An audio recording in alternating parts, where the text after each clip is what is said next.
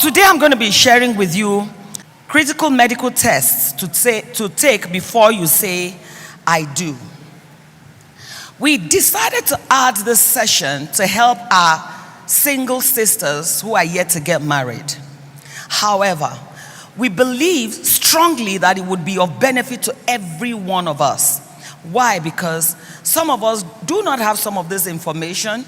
Some of us do not know about some of this information. Some of us know, but some of us do not know, and we don't want to assume.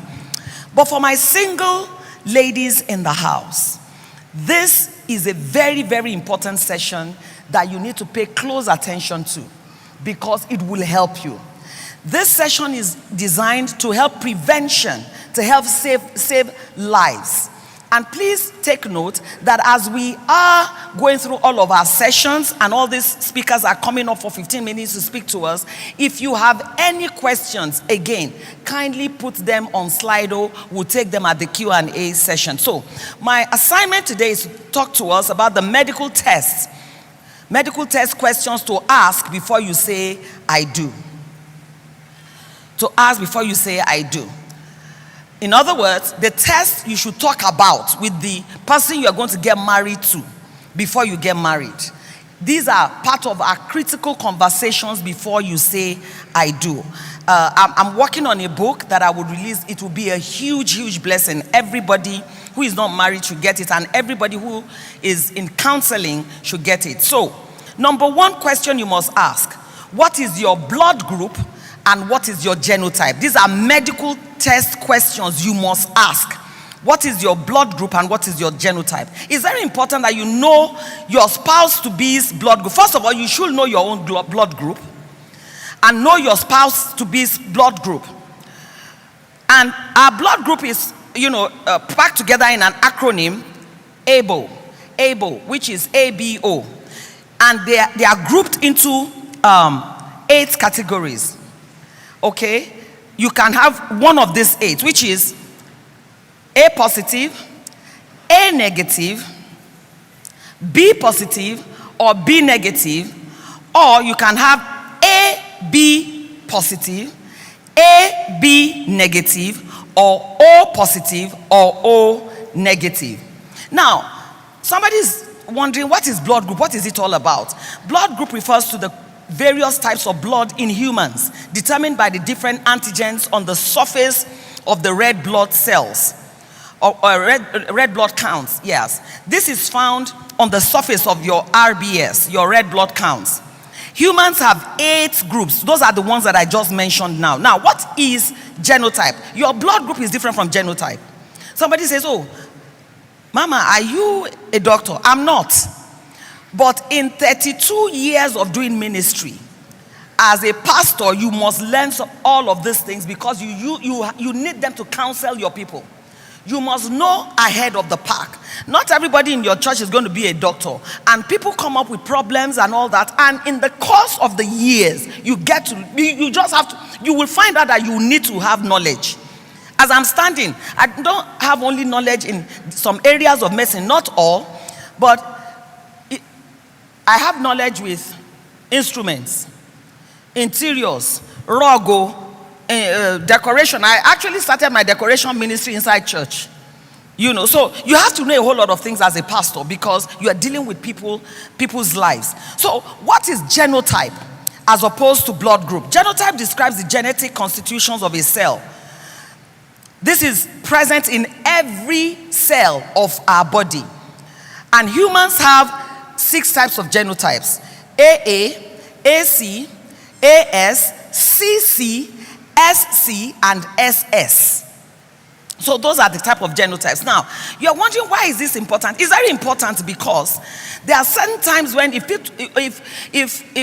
you are a certain kind of blood group or genotype, and you marry somebody, the propensity to give birth to children of a certain type of blood group is very, very high. So if you are an AS and you are marrying an SS, you will need a miracle not to give birth to SS children.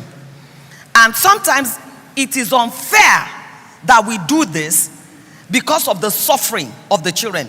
That's what led me to go and study, because In my face like this, I've seen a child, an SS child, wriggling in pain, crying. All of us were there, nobody could help.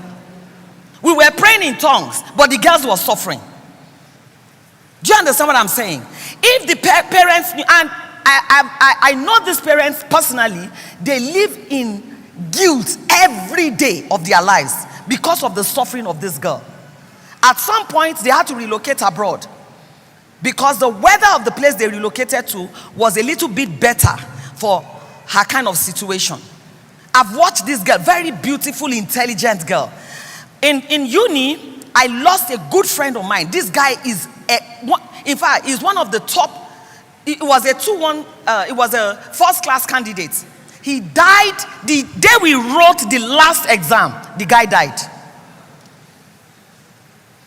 I mean, you don't have to go through any needless pain if you have information. So you don't want to go through what the parents of these people go through, and this is why we are teaching these things. So before you say I do, before you run to the altar, make sure you take your blood tests. Very important. Number 2, your rhesus factor test. Why do we need this? This saves the pregnant woman and her child the risk of rhesus factor isoimmunization blood group incompatibility. I'll break it down. You see, this makes your body, you see, this incompatibility, the isoimmunization blood group incompatibility between the mother and the child, makes your body treat the baby like a foreign object. Rather than embrace the child, the body treats the child like a foreign object, leading to a condition called hydrophytalis, which causes death of a baby. Again, I used to have a personal assistant. Do you understand why pastors, where you have to go and study things? Because these things come very personal. As I'm talking right now, I'm getting emotional because even the lady I'm talking about is now late. She was my PA. And please hear me, when you get pregnant, when you get married and you get pregnant, go to the teaching hospital. Don't go to these roadside clinics that have hospitals written on them. Your life and the life of your child is worth all the penny you have to spend. Please go to a teaching hospital. Many of this, in fact, for the first time in my life, I heard about rhesus factor in UCH. I didn't know what it was. It was when I was pregnant for my first daughter, and they said they were going to take a rhesus factor test. I said, what is that? And then the midwife told me, she said, it's a test we take so that your blood, we want to make sure that your blood and your baby's blood is compatible. I said, eh. So I went and started, in those days there was no internet. So I went to UI, medical library, and I went to study on rhesus factor. Study on these things, it will help you. And that's why we're giving this information at Women's Conference. That PA of mine had her first pregnancy, and they were a set of twins, boys. They were born stillbirth. Because she went to use a useless clinic called hospital. And at the last, that never told her anything about rhesus factor. She never knew. We didn't know because she didn't take a test. They lost those 2 boys. She saw them. She gave back to them after a lot of agony. Because of course she couldn't push. The babies were not alive to push. So after CS, they brought stillborn boys out. Now you don't have to go through this. Ignorance is the thing. Let me tell you what. Like they say, if you think education is expensive, try ignorance. Ignorance is expensive with time, with money, and sometimes with life. That's why it's important. Ask your doctor about the rhesus factor test in pregnancy to find out if you are about your rhesus factor, if it is rhesus negative or rhesus positive. This will determine whether or not you need to get a jab, because they give a jab. If they find out that, see, if a woman's rhesus factor is positive, okay, you are good. But if it is negative, which you will not know without a test, they will need to give you a jab that will prevent the child's death due to maternal fetal resource incompatibility. So there's no cause for alarm if it is positive. So the isoimmunization of Rh negative pregnant women can be prevented by administering a prophylactic dose of anti-D immunoglobulin, which neutralizes the effect of these iso antibodies. Praise God. Number 3, I'm running because my time is almost out. Number 3, ask about HIV. I know in church you don't want to talk about all those things, but let me tell you what. We have also found a situation that was painful. Where, this is what, if some of you are going through counseling and they've already told you, in Global Harvest Church that you're going to take a test. These are the reasons why. These are the reasons why we insist on this test. Because we don't want to lose babies. We don't want to lose life. We don't want to put your life in jeopardy. We want to be sure that after thus saith the Lord, you are actually okay medically. Because that is the will of God. Okay? Ask the question. Ask the person. Please, have you done your HIV status? If somebody says, how do you ask somebody that one? Okay, if you can't ask directly, because those are critical conversations. It's about your life. Let me tell you what you're doing, woman. When you're going to get married to a man, you are signing off your father's name. Don't forget that. By faith, you are joining your life forever. You are leaving your father's house to go and stay with this man the rest of his life and the rest of your life together. So you have signed out from your family name and are joined to his name. That's huge. That's a huge sacrifice. So if you're going to sacrifice your life like that into somebody else's life, you better make sure you know what you're doing. Okay? Because in this kind of situation, we had a case where the lady had HIV and she didn't know. It was in Global Harvest Church test that we discovered she had HIV. The brother was negative. And it was running the test with 3 different tests, 3 different labs. Because we had a lab. Global Harvest Church always has a lab that we send people to. We don't allow you to go to your own lab because anything can be altered. And when the results came, and it's because this person comes from a very good family. And when the results came and it said that she was HIV positive, we doubted it because we knew the parents, we knew the family she comes from. And then we said, okay, Reverend now insisted, go for send them to another lab for a second opinion. At this point, they were not aware. The labs were sending, because our labs send results directly to us. So the head of marriage committee received the second result and it was exactly the same. Reverend said, go for a third opinion to another lab. Same thing. So at that point we knew that this is the case. And then Reverend called them into counseling to say, look, this is what, and these are the 3 results. Laid it before them. What will be your decision? And they insisted they were going to get married. But they didn't want the parents to know. Now, how do you do that? Do you understand the complications and the weight that this kind of emotional things put on pastors? It's a weight. Long story short, we told them to go and tell their parents themselves. We can't wed them without telling the parents. Because that would be deception on our own. Do you understand the weight of it on the pastor? And then they told their parents. Anyway, long and short of it is that some years after, it was the man that died. Yes. Do you understand what I'm saying? So these are the reasons why. Find out the HIV status of the person you want to get married to. If you can't, say it to them yourself. Talk to your pastor. And let the pastor call both of you into counseling. And then ask the questions. Do you understand? That's wisdom. So it's not you asking, it's the pastor asking. And then let the pastor also tell them that we are going to do tests, or we do this kind of test, which is standard in Global Harvest Church. All right, I'll skip the rest. And have you ever contacted any sexually transmitted diseases? It's very important. These are critical conversations. Before you say I do, before you go get married, what people do now when they're dating or courting or anything is that they talk on the phone for 2 hours, from 12 to 2. When you are supposed to be resting and your body, your metabolism is supposed to be breaking down things that you're repairing itself, you're talking, hey, what happened with your friend today? And then we talk. No, you need some life critical conversations. Have you, it's important, ask the person, have you ever contacted if you can again, if you cannot again, talk to your counselor. Every couple is attached to a counselor. Talk to them about it, that you are concerned about this, and let them ask the questions, okay, when both of you come. But I think the most honest one is for you to ask yourself, and let the person be straight and honest with you. But if you need witnesses, you can talk to your, why? It is because some people have contacted these diseases and they do not know. And let me say this to us, please, please, please, women. Men can sit on any WCO. They may catch something, but it doesn't stick.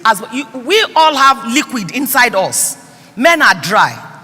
So don't go to a hotel and just because it looks clean, okay, or airport and just sit on it. Please, carry your shakabula with you when you are going to, okay, so those of you who have not been coming to women's retreats, it's antibiotic spray.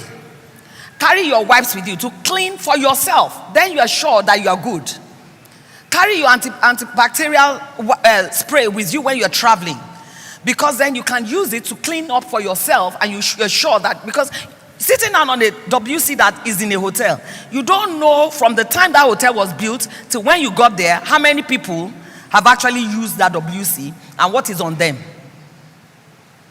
Also, when you go to a public place to use a toilet, be wary of using tissue papers that are there. Always have your own pulse tissue, those little packs. Buy them. They cannot be too expensive for your life. Have them in your bag and always go with it. Why do I say that? Sometimes, let me say something. People go into those toilets to jab themselves. Drug users jab themselves in the toilet. And guess what they use to clean up? Tissue. And some of them can be very careless and leave blood from the needle on the tissue. You just come here and you put it pra. Be wary every time you see a tissue paper that is not hanging in the locket. Don't use it. All those tissue paper you see on the where you flush, the box of the WC. If you see a tissue there, don't use it, because it could have fallen down. Somebody will carry it and put it back. Do you understand? So it's easy to contract anything without normally sleeping with somebody. But if you've been very sexually active before, make sure you do your test twice a year, every 2 years, to be sure that you are good. Do your pap smear test to be sure you are good. But for the men, because they are dry, before any man penetrates you in marriage, be sure that the man is okay, because it's your life. Praise God. I can't go deeper than that, because people could have carried anything, or if a man is careless, he may not have been wayward, but if he's careless with the use of toilets, which some men do not know, he could have carried anything and brought it in. And women have suffered a lot from this. It's just that because of our decency, women don't talk. And it is the woman that suffers more because we have liquid in us. Praise God. Number 5. Have you done your fertility test? This is also very important. We must trust God that all is well with us. However, it is very important that you know if there's any area so you can focus there. Do your fertility test. It's very, very important. The men need to do their own fertility test. There's one for men and there's one for women. That way, you know that if there's a problem, before you get married, you know where to focus your faith on. And you are getting into marriage duly informed. You are making an informed decision. Number 5, do your hepatitis B and C test. Very important. I can't say more about this because of time. Study about it, but hepatitis B and C, or just do your hepatitis test, is also very important, because a lot of people carry this and they do not know. Number 6, the fertility test. So these are very, very key things. Please roll me the next slide. Mental health assessments, has it been done? Somebody said in this age and time now is very important. And I'll tell you another story. The reason we ask people to do their mental health assessments is any counselor can do it for you. Any, like Pastor Layo can take you through that. And the reason we say this is some people have suffered depression, trauma, anxiety, schizophrenia, and anything like that. If they have such history in their family. I'll give you one quick story before I stop speaking today. And it's a story of a precious lady that we know, who we pastored as well, who got married to this gentleman. And, they dated because she was, and this is a very, very, very, very, very important one. Please listen to me, ladies. Do not say because you are 40 or 39 or 35 and you are desperate, or 50 and you are desperate to get married, you don't do your tests. This lady, they courted for maybe like 6 months or so, and they got married. Of course, because she was already in her mid-40s. So she thought, this one that has come, let me. And of course, the man looked okay. But his family, and it's one of this man's family that introduced both the lady and the man. The family knew that he had mental issues. But they never told her. At this point, he was using his drugs regularly. So after they got married, because she wasn't informed, she was not aware. If she was aware, at least she would know that I'm entering this well informed. I know exactly what I'm doing. And she would have made sure he uses his medicine regularly. But she was not informed. The person who introduced them, who is a member, who is a cousin of the guy, or a sister of the guy or somebody, never told her. Everybody kept quiet. So because they want him to get married as well. So months down the line, the man would just do some weird things. And she was like, what's going on? And she kept talking to this person who introduced them that, so-and-so did something. And I'm like, men now, this and that. He has his moments. They never told her the truth. Until he did something weird one day. And she said, this isn't right. Something is right, or not right. And she packed her things and moved to a friend's house. It was the friend that told her, I said, look, if you these are red flags. If you said this man did this, he did that, before the day you just wake up and he daggers you. Go and do a mental assessment test. And so she lured him to a medical counselor. And, they talked with him. They had a session with her. They had a session with him. They talked with him. And the person, told him that it looks as if you had a history of, he said, yes, that he's been suffering from, Anyway, long story short, it was confirmed that he had a mental problem for 5 years. That he has struggled with it, and it was a bad one, and they never told her. As we speak, that marriage was terminated because the lady said she was married in deceit. And if the foundation is faulty, there's nothing the righteous can do. My precious sisters, these are the reasons that we ask us to do this test. And I pray that God will give you understanding beyond what it is that we've been able to tell you and what it is that is made available.